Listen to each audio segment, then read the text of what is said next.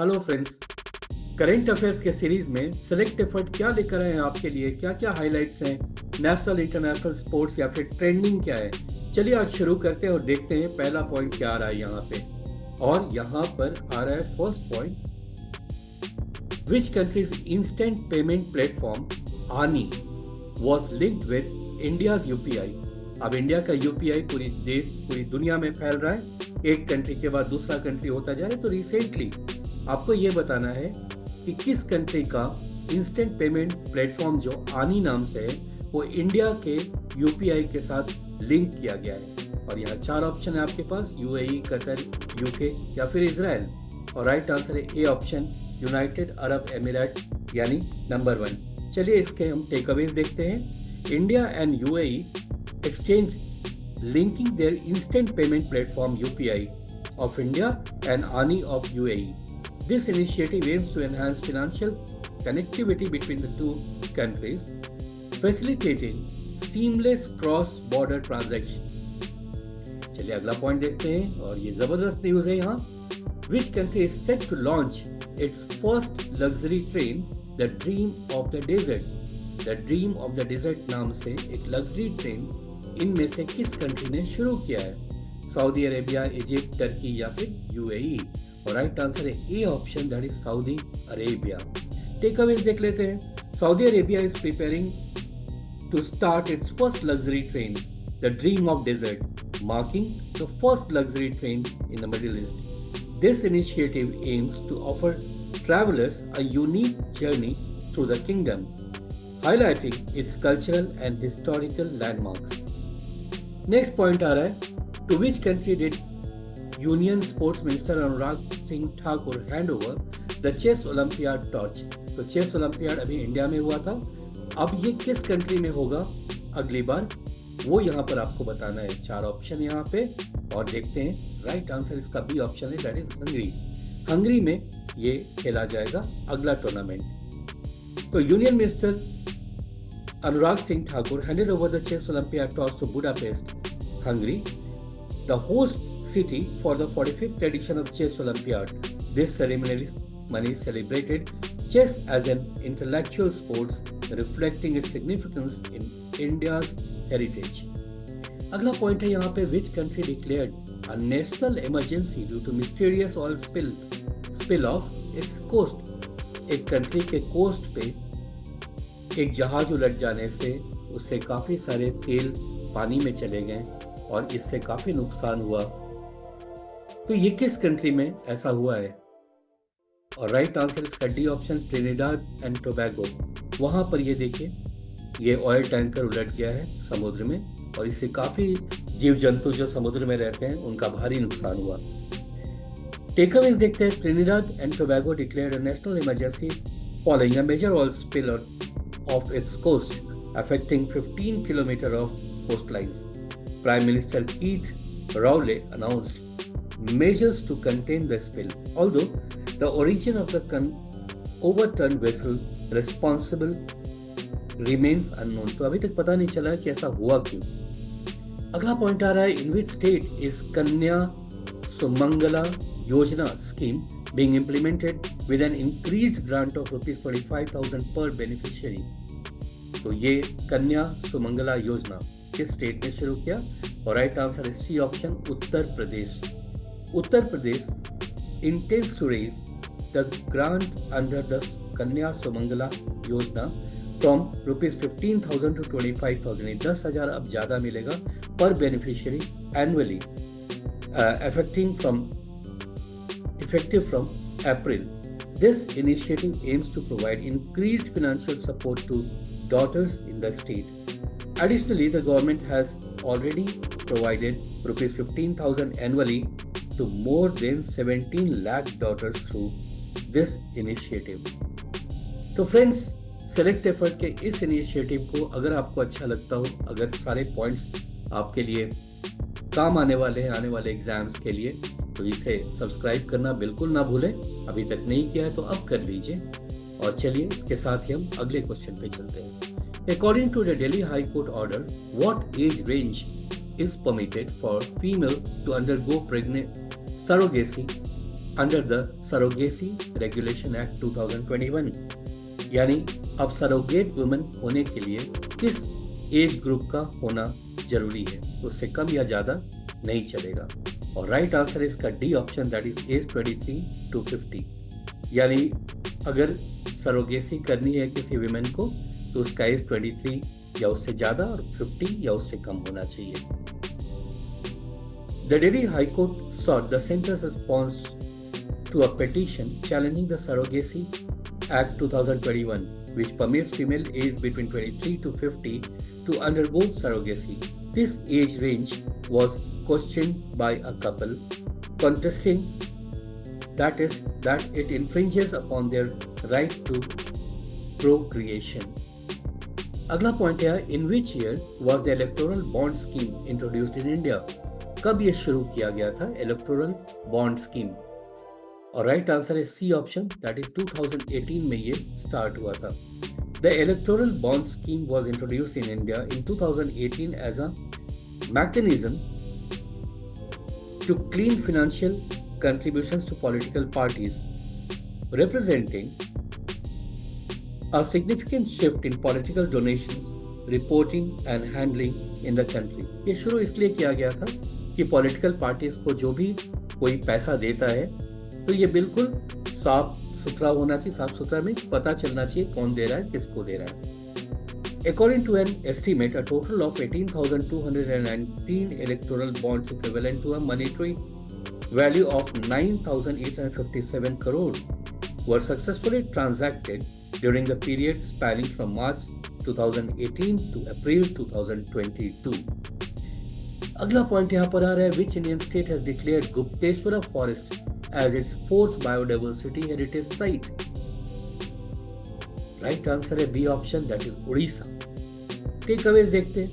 Orissa has declared the Gupteshwara Forest in Koraput district as its 4th biodiversity heritage site, demonstrating its commitment to environmental conservation. अगला point sports field से है और आपको ये बताना है कि who secured the 98th position और 90th spot in ATP Top 100 ranking by winning ATP Chennai Open Challenger। तो इस इंडियन ने एक ATP चेन्नई ओपन चैलेंजर जीत करके वर्ल्ड रैंकिंग में टॉप 100 में आया है, जो एक बहुत बड़ा अचीवमेंट है। और राइट आंसर है इसका D option, Sumit नागाल। So Sumit नागाल, India's top ranked tennis player, secured 90th spot in ATP's top 100 ranking by winning the ATP Chennai Open Challenger. This victory marked his first ever entry into the top 100, a historic achievement for Indian tennis players. Who was the man marathon world record holder who tragically passed away in a road accident? बड़ा दुखद समाचार है sports world से। ये world record holder हैं और इनका हाल में एक्सीडेंट हो गया जिससे अब ये नहीं रहे। और राइट आंसर है इसका A option, Kelvin Kiptum. Kelvin Kiptum, the man marathon world record holder, tragically died in a traffic accident on February 12, 2024. At only 24 years old, Kiptum had set a new world record of 2 hours and 35 seconds at the Chicago Marathon in October, showing his immense talent and potential in road running. दुखद है, समाचार है, याद रखिएगा। Where was the 7th Indian Ocean Conference held? 7वां Indian Ocean conference कहाँ पर हुआ? और इसका राइट आंसर है सी ऑप्शन है, पर्थ ऑस्ट्रेलिया में। या पर्थ ऑस्ट्रेलिया में 7th इंडियन ओशन कॉन्फ्रेंस हाल में हुआ है। टेक अवेज देखते हैं। The 7th Indian national conference took place in Perth Australia. The conference aimed to address various issues concerning the Indian Ocean region under the theme, ये theme भी याद रखिएगा, towards a stable and sustainable Indian Ocean. Next point आ रहा है, which organisation recently unveiled the Milky Way tablet in India? एक Milky Way tablet India में introduce किया गया है, ये किस ऑर्गेनाइजेशन ने किया है, क्या है इसका इंपॉर्टेंस वो भी हम समझेंगे। फिलहाल ये बताइए इन 4 ऑप्शन में क्या राइट आंसर है। और राइट आंसर है B option, that is Epic Foundation. So the Milky Way tablet was recently unveiled by Epic Foundation. This tablet designed in India, it's tailored to meet the educational needs of school children. Okay? तो किसको ये फायदा पहुंचाएगा? तो generally ये इनके लिए किया गया है जो स्कूल चिल्ड्रन हैं उनके नीड्स को देखते हुए ये इंट्रोड्यूस किया गया है. Now Ajay Chaudhary, the chairman of Epic Foundation, highlighted its unique features emphasizing sustainability and innovation in technology. तो बहुत यूजफुल होने जा रहा है एजुकेशन वर्ल्ड के लिए. अगला पॉइंट है which specific article in the Indian Constitution was cited as violated in the Supreme Court's ruling on the electoral bond scheme. So Supreme Court ने क्या कहा कि ये वायलेट किस आर्टिकल को करता है? राइट आंसर है इसका C option, that is article 19. So the Supreme Court declared the electoral bond scheme unconstitutional, citing it as arbitrary and violative of Article 19A of the Indian Constitution. Next point आ रहा है, how many nations are part of the International Energy Agency IEA? और इसका right answer है C option, that is 31 countries. और यहाँ देखिए IEA consists of 31 nations. India is currently engaged in discussions with ministers from these member countries regarding its application for full membership. India full membership चाहता है, उसके लिए अभी negotiate कर रहा है. So this reflects India's recognized strategic significance in addressing global energy and climate challenge. Next point आ रहा है, where did Prime Minister announce the opening of a new CBSE office, नया CBSE office during the Alan Modi diaspora recently. तो ये कहाँ पे CBSE office open हो रहा है? और यहाँ राइट आंसर है इसका A option, that is Abu Dhabi. Abu Dhabi. The PM announced the establishment of CBSE office in Dubai under the Alan Modi diaspora event held in Abu Dhabi. This initiative aims to enhance educational opportunities for Indian students residing in the UAE and strengthen educational ties between the two nations. अगला point आ गया वो ये निमुड़ा वाला news है. So which state has officially declared काजी नींबू, it's lemon, green lemon, as its state fruit? अपना state fruit इसने घोषित किया है. कभी मौका मिले तो ऐसे जो लेमन होते हैं ना, इनको हल्का सा आप स्क्रैच करके और उसका फ्रेग्रेंस देखिए, आप हैरान हो जाएंगे कि ये कितना बढ़िया इनका फ्रेग्रेंस होता है और टेस्ट तो है ही. तो चलिए ये किस स्टेट ने अपना स्टेट फ्रूट घोषित किया है? और राइट आंसर है डी ऑप्शन, आसाम. आसाम का भी स्टेट फ्रूट है. टेकअवेज है, the state government of Assam has officially declared Kaji Nemu a unique variety of lemon native to the region as the state fruit. अगला पॉइंट आ रहा है, which Indian state recently announced a one-time livelihood cash assistance of ₹1,000 for families covered by public distribution system? और इसका right answer है A option, Orissa. Orissa ने ये initiative दिया है. So Odisha government recent initiative reflects its dedication to addressing various socio-economic challenges within the state. Alongside providing a one-time livelihood cash assistance of ₹1,000 to PDS covered families, it introduced the Swayam scheme. अब ये स्वयं scheme के तहत ये दिया जाएगा ये पैसा. Offering interest free bank loan, sorry ये एक अलग चीज़ है. स्वयं स्कीम भी उड़ीसा का है, ये तो एक अलग स्कीम है जिसमें 1,000 फैमिलीज को दिया जाएगा. और दूसरा स्कीम है और भी है उड़ीसा का, उसका भी यहाँ मेंशन किया गया है, Swayam scheme offering interest free bank loans to rural unemployed youths to kick start new business ventures. इस Khushi scheme now rename Khushi plus to distribute belted sanitary napkin. तो 3 स्कीम के बारे में हम मेंशन किया गया. एक तो ये जिसमें 1,000 रुपया दिया जाएगा जो लोग को पब्लिक डिस्ट्रीब्यूशन सिस्टम से उसके यूटिलिटीज़ को यूटिलाइज कर रहे हैं, फ़ायदा उठा रहे हैं. दूसरा स्वयं स्कीम है जिसमें इंटरेस्ट फ्री बैंक लोन दिया जाएगा जो लोग नए जो अनएम्प्लॉयड यूथ हैं वो, ताकि वो बिजनेस शुरू कर सके। और तीसरा है खुशी स्कीम, जिसका अब नाम बदल के खुशी प्लस कर दिया गया है। इसके तहत डिस्ट्रीब्यूट किया जाता है बेल्टेड सैनिटरी नैपकिन। अगला पॉइंट है which country has honoured with the 9th Government Tech Prize for the AI-powered Road Safety Initiative at the World Government Summit 2024। तो वर्ल्ड गवर्नमेंट समिट हुआ 2024 में। तो यहाँ पर आपको बताना किस कंट्री को ऑनर किया गया है as AI powered road safety initiative के लिए। और राइट आंसर है इसका C option, that is India. India को ये ऑनर मिला है वर्ल्ड गवर्नमेंट समिट में। टेकअवेज है, India was honoured with the 9th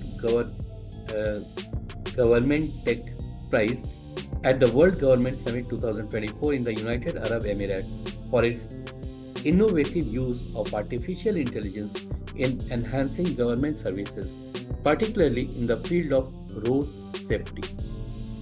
अगला पॉइंट है यहाँ, which company recently surpassed the 20 lakh crore market capitalization mark, becoming the first on Indian stock exchange to do so।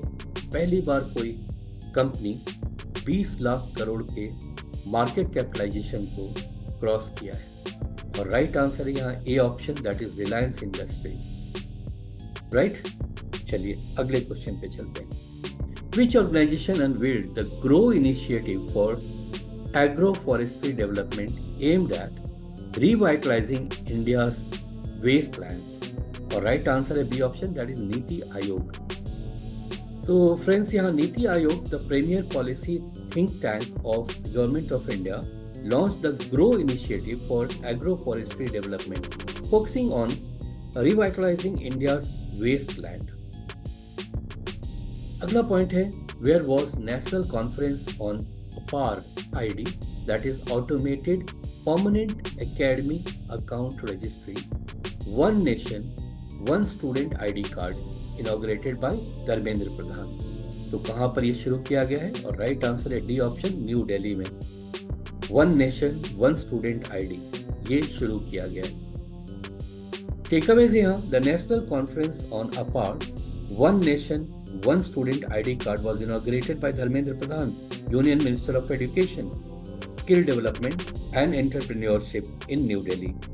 The conference aimed at highlighting the significance of APAR ID, जिसका मतलब हुआ कि Automated Permanent Academic Account Registry, as a universal student identification document।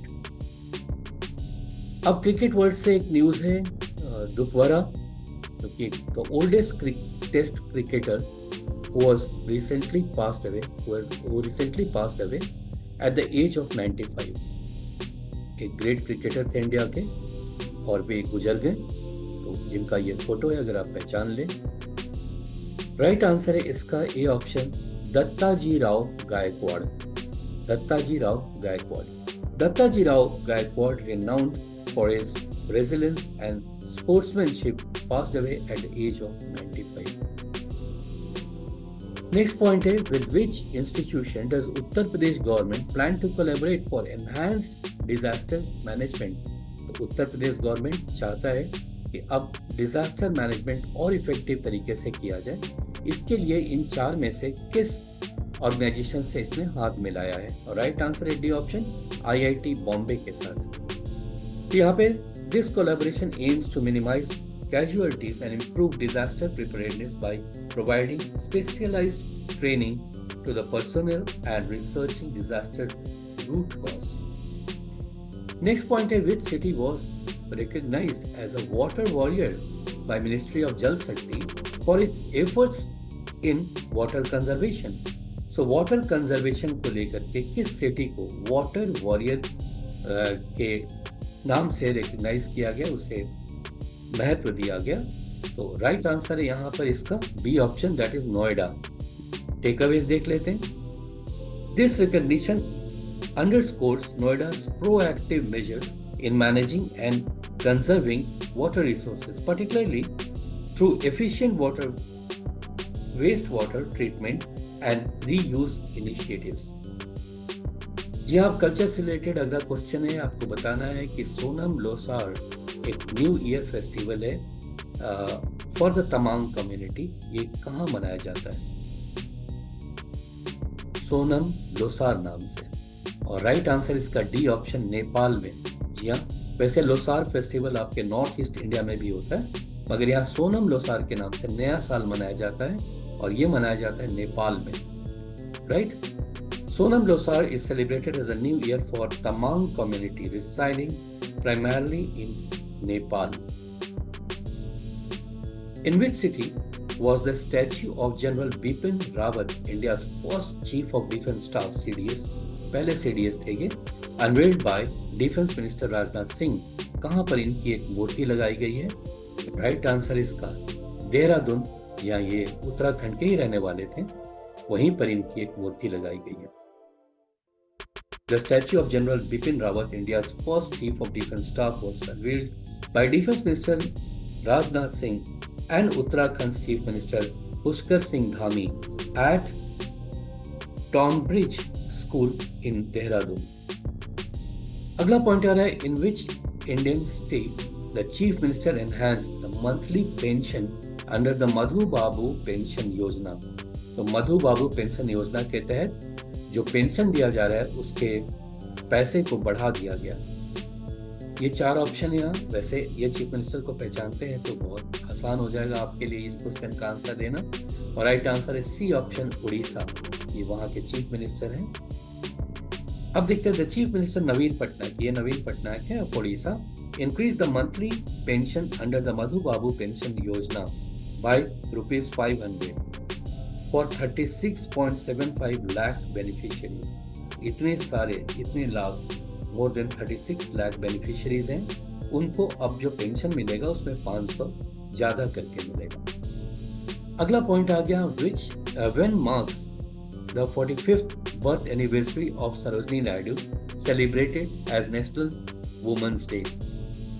तो national women's day कब मनाया जाता है? और मनाया तो जाता है सरोजिनी नायडू के बर्थ एनिवर्सरी के रूप में, तो कितने तारीख को ये मनाया जाता है? और राइट आंसर है ए ऑप्शन, February 13 को ये मनाया जाता है।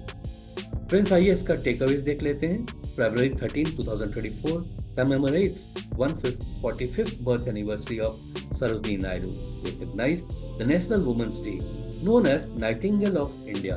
इनको निकनेम है इनका Nightingale of India. Naidu was prominent figure in India's independence movement and celebrated poet. Her contribution to women's rights are honored on this day. Which date? Remember this, February 13 as National Women's Day. तो ये थे सारे news अभी important आपके लिए। Thank you so much for watching.